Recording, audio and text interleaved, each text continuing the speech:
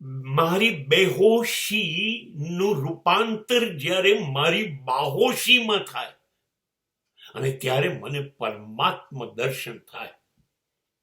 આપણે બધા જ બેહોશ જીવીએ છીએ. આપણને જ્યારે અર્થ ખબર ના હોય કે આ આપણે શા માટે કરીએ છીએ, આનું પરિણામ શું આવશે, ત્યારે આપણે બેહોશ છીએ. We are not conscious, we are unconscious. દરેક ક્ષણે આપણને ખબર નથી. આપણે ખાઈએ છીએ ત્યારે આપણે ખાતા હોય ત્યારે નથી, ચાલીએ છીએ તો ચાલવામાં નથી, સૂઈ જઈએ છીએ તો સૂઈ જવામાં નથી, વાત કરીએ છીએ તો વાત કરવામાં નથી.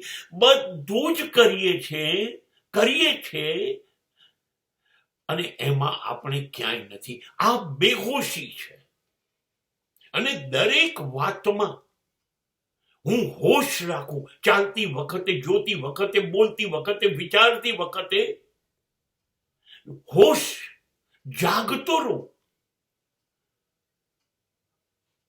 તો જો કાયમ હોશ રહે તો એ માણસ બાહોશ કહેવાય, પરાક્રમી કહેવાય, સાચો વીર કહેવાય. કેટલી તાકાત છે કે દરેક મિનિટે જાગતો રહે. અને તમને એક વાત ખબર છે, જાગતો માણસ જીવનમાં ક્યારેય ખોટું કરી ન શકે, પાપ કરી જ ન શકે. તમે સભાન થઈ જાઓ, એકદમ જાગી જાઓ કે નહીં, આ કોઈની પણ દીકરી છે, કોઈની પણ માં છે, બહેન છે, પત્ની છે, હું એની પર બળાત્કાર ના કરી શકું, આ જાગી જવું છે.